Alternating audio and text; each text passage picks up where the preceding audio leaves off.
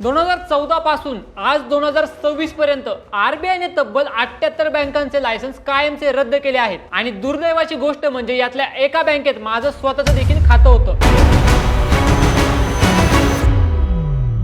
माझा पैसा कसा अडकला आणि तुमचे पैसे सुरक्षित ठेवण्यासाठी आरबीआयने कोणता मोठा प्लॅन आणलाय हे आपण सविस्तर पाहणार आहोत।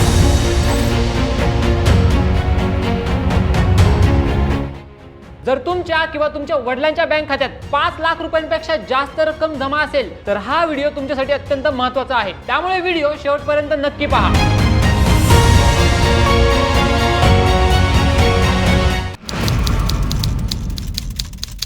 नमस्कार मित्रांनो, मी अतुल श्याम वाघमारे आणि स्वागत आहे तुमचं बॉसवाला मराठीमध्ये। मित्रांनो, कल्पनेच्या पलीकडची पण अगदी सत्य असणारी एक गोष्ट आज मी तुम्हाला सांगणार आहे। समजा उद्या सकाळी तुम्ही झोपेतून उठता, नेहमीप्रमाणे चहा पिता, तुमचा फोन चेक करता आणि अचानक तुम्हाला समजते की तुमचे बँक खाते गोठवले गेले आहे, म्हणजेच फ्रीज झाले आहे। तुम्ही धावत पळत बँकेत जाता, पण तिथे बाहेर मोठं कुलूप लावलेलं दिसतं, लोकांची गर्दी जमा झाली आहे, प्रत्येक जण रडतोय, ओरडतोय। तुम्ही बँकेच्या मॅनेजरला विचारता, माझ्या आयुष्यभराची कमाई, माझे कष्टाचे फिक्स डिपॉझिट्स कुठे गेले? आणि समोरून उत्तर मिळतं, माफ करा, आरबीआयने या बँकेचा परवाना रद्द केला आहे, आता तुम्हाला तुमचे पैसे कधी मिळतील हे आम्ही सांगू शकत नाही। मित्रांनो, हे ऐकायला एखादे भयानक स्वप्न वाटू शकते, पण हा भारताच्या बँकिंग क्षेत्रातील एक अत्यंत कडू आणि जळजळीत इतिहास आहे। 2014 पासून ते आजपर्यंत रिझर्व्ह बँक ऑफ इंडियाने तब्बल 78 पेक्षा जास्त बँकांचे लायसन्स कायमचे रद्द केले आहे आणि हा वेग कमी झालेला नाहीये। 2021 मध्ये 8 सहकारी बँका बंद झाल्या, 2022 मध्ये हा आकडा 12 वर पोहोचला, 2023 मध्ये आणखी 17 बँकांचे परवाने रद्द करण्यात आले, 2024 मध्ये तर जणू काही बँक बुडण्याची लाटच आली होती, 24 बँकांवर टाळे ठोकण्यात आले, 2025 मध्ये आणखी 8 अर्बन कोऑपरेटिव्ह बँकांचे लायसन्स आरबीआयने रद्द केले आणि आज आपण 2026 मध्ये उभे आहोत। हा आकडा तब्बल 78 च्या पार गेला आहे। आता सर्वात मोठा प्रश्न हा पडतो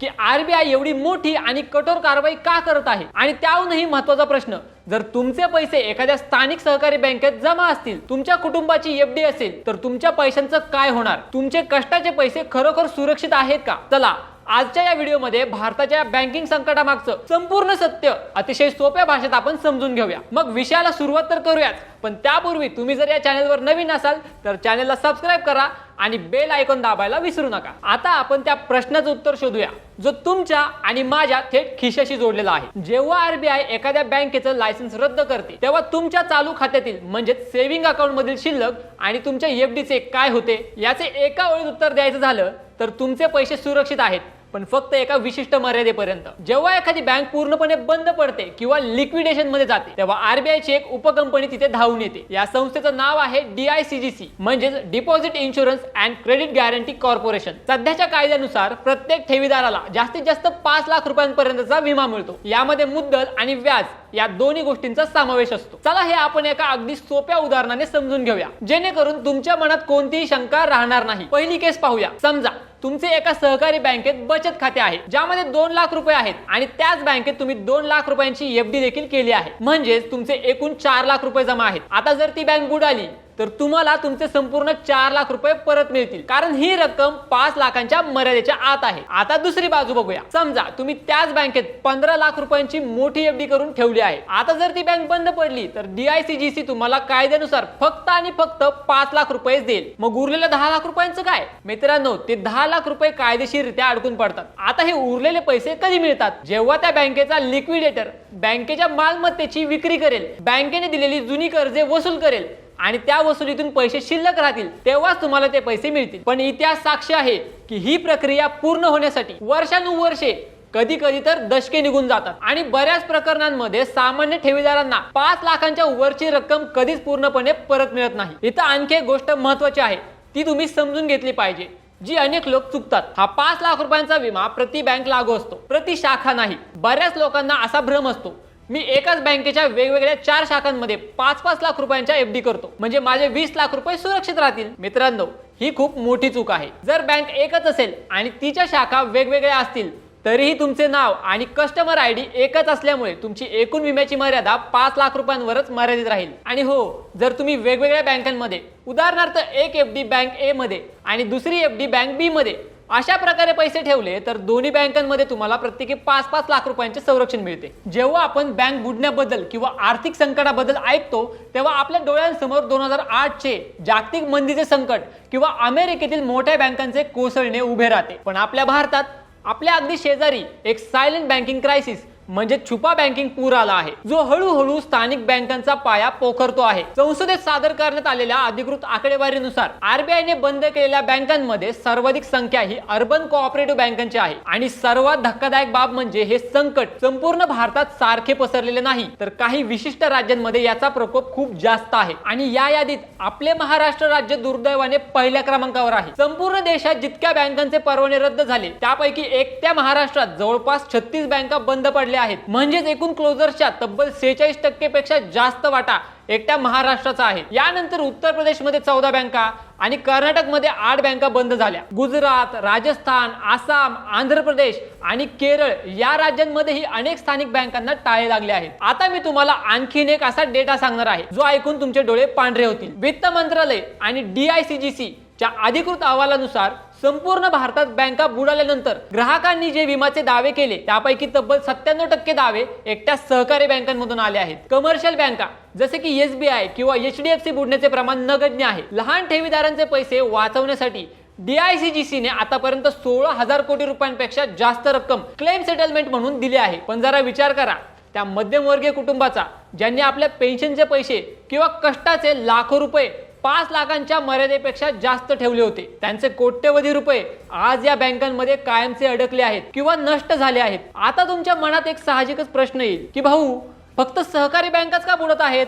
state bank of India, HDFC किंवा ICICI सारख्या मोठ्या बँका का बंद पडत नाहीत? तिथे का अशी परिस्थिती निर्माण होत नाही? या प्रश्नाचं उत्तर स्वतः सरकारने संसदेत दिले आहे. सहकारी बँकांच्या या अपयशामागे 4 मोठी आणि मुख्य कारणे आहेत. चला ती एक एक करून समजून घेऊया. 4 कारणांचे मुद्दे मोठे होऊन दिसतील. सहकारी बँका हे सामान्य जनतेचे हक्काचे ठिकाण मानले जाते, पण एका रात्रीत या बँकांचे आर्थिक साम्राज्य पत्त्यांच्या बंगल्यासारखे कसे कोसळते? यामागे पुढील 4 प्रमुख संरचनात्मक दोष आहेत. 1. दुहेरी नियंत्रण. आपल्या देशात ज्या व्यापारी बँका आहेत त्यांच्यावर थेट आणि पूर्ण नियंत्रण RBIचे असते, पण सहकारी बँकांच्या बाबतीत असे नाहीये. तिथे 2 राजे आणि 1 राज्य अशी परिस्थिती असते. बँकिंगचे नियम काय असावेत हे RBI ठरवते, पण त्या बँकेचे व्यवस्थापन, निवडणुका आणि प्रशासन हे राज्याच्या सहकार विभागाच्या नियंत्रणात असते. या दुहेरी नियंत्रणामुळे जबाबदारी निश्चित होत नाही. तपास यंत्रणांमध्ये संभ्रम निर्माण होतो आणि नेमका याच गोष्टीचा फायदा घेऊन भ्रष्टाचाराची पाळेमुळे घट्ट होतात. आता दुसरा मुद्दा, नातेवाईकांना कर्ज आणि कर्जाचा गैरवापर. अनेक सहकारी बँकांमध्ये असे दिसून आले आहे की बँकेच्या संचालक मंडळातील व्यक्ती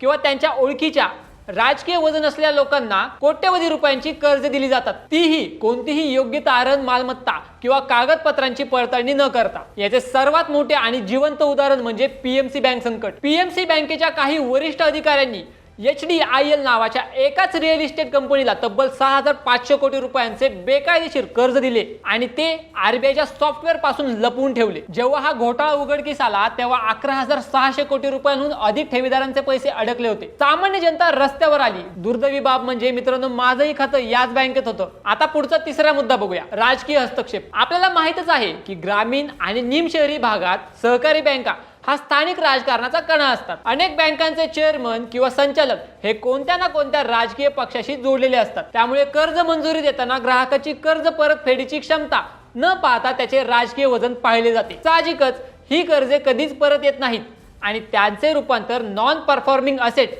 म्हणजेच बुडीत कर्जात होते. शेवटी बँकेची तिजोरी रिकामी होते. आता चौथा आणि शेवटचा मुद्दा, जुने आणि कालबाह्य तंत्रज्ञान. आजच्या डिजिटल युगात जिथे मोठ्या बँका AI वापरून फ्रॉड डिटेक्शन करत आहेत, UPI ट्रान्झॅक्शनवर रिअल टाइम मॉनिटरिंग ठेवत आहेत, तिथे अनेक छोट्या सहकारी बँका आजही जुन्या सॉफ्टवेअरवर किंवा अपुऱ्या ऑडिट सिस्टीमवर चालत आहेत. यामुळे सायबर हल्ले आणि अंतर्गत आर्थिक फसवणूक ओळखण्यात या बँका खूपच मागे पडतात. पण मित्रांनो, RBI हे सर्व शांतपणे पाहत बसलेली नाही. आता RBI ने या संपूर्ण सिस्टीमची स्वच्छता मोहीम अत्यंत आक्रमकपणे सुरू केली आहे. भविष्यात कोणत्याही सामान्य माणसाचा एकही रुपया बुडू नये म्हणून RBI ने अर्बन कोऑपरेटिव्ह बँकांसाठी अत्यंत कडक नियम लागू केले आहेत. पहिला मोठा बदल, RBI ने आता प्रायोरिटी सेक्टर लेंडिंगचे उद्दिष्ट वाढवले आहे. याचा अर्थ असा की बँकांना त्यांच्या एकूण कर्जाचा मोठा हिस्सा हा सुरक्षित आणि प्राधान्य क्षेत्रांनाच द्यावा लागेल, जसे की शेती, लघु उद्योग आणि आर्थिक दृष्ट्या दुर्बल घटक. यामुळे मोठ्या उद्योजकांना आवाजवी कर्ज देण्यावर लगाम लागला आहे. दुसरा कडक नियम, आरबीआयने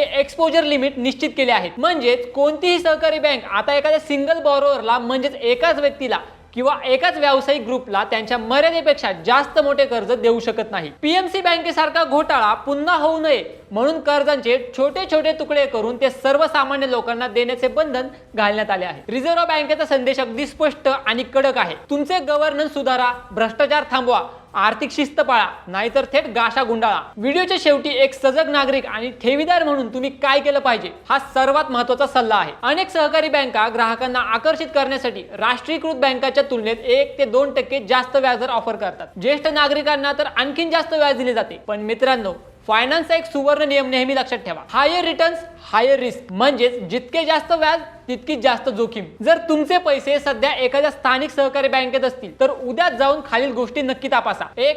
त्या बँकेची आर्थिक स्थिती कशी आहे. 2. त्यांचा एनपीए किती आहे. जर नेट एनपीए खूप जास्त असेल तर ती बँक धोक्यात आहे. 3. आणि सर्वात महत्त्वाची गोष्ट, कोणत्याही एका सहकारी बँकेत 5 लाख रुपयांपेक्षा जास्त रक्कम ठेवू नका. जर तुमच्याकडे जास्त पैसे असतील तर ते वेगवेगळ्या चांगल्या बँकांमध्ये विभागून ठेवा, कारण 5 लाखांच्या वरच्या रकमेची जबाबदारी कोणाचीही नसते. भारतातील बँकिंग क्षेत्राची ही स्वच्छता मोहीम अजूनही संपलेली नाही. आर्थिक जगतात लोभापेक्षा जागरूकता नेहमीच जास्त फायदेशीर ठरते. तुमच्या कष्टाचा, घामाचा पैसा हुशारीने सुरक्षित करा. नेहमी लक्षात ठेवा, सुरक्षित आणि स्थिर बँकेत थोडे कमी व्याज मिळालेले परवडेल, पण जास्त व्याजाच्या हवासापोटी मूळ मुद्दल गमावणे कधीही परवडणारे नाही. तुम्हाला हा व्हिडिओ आवडला असेल तर नक्की लाईक करा. तसेच तुमच्या ओळखीच्या कोणाचे पैसे अशा बँकेत अडकले आहेत का ते मला खाली कमेंट करून नक्की सांगा. हा व्हिडिओ आपल्या मित्रांसोबत आणि कुटुंबासोबत नक्की शेअर करा, कारण तुमचा एक शेअर कोणाची तरी आयुष्यभराची कमाई वाचू शकतो. आणि हो, तुम्ही हा व्हिडिओ शेवटपर्यंत पाहताय म्हणजे तुम्हाला आम्ही सांगितलेली माहिती आवडत आहे. त्यामुळे बॉसवाला मराठी चॅनलला सबस्क्राईब करायला विसरू नका. पुन्हा भेटूया अशाच एका माहितीपूर्ण व्हिडिओ सोबत. तोपर्यंत सतर्क राहा, सुरक्षित राहा. धन्यवाद. ब्रँड पार्टनरशिप आणि ॲडव्हर्टाइजमेंट इन्क्वायरीसाठी ईमेल करा brand@bosswala.com. व्हॉट्सअप करा 9108014192. बॉसवाला, बी द बॉस.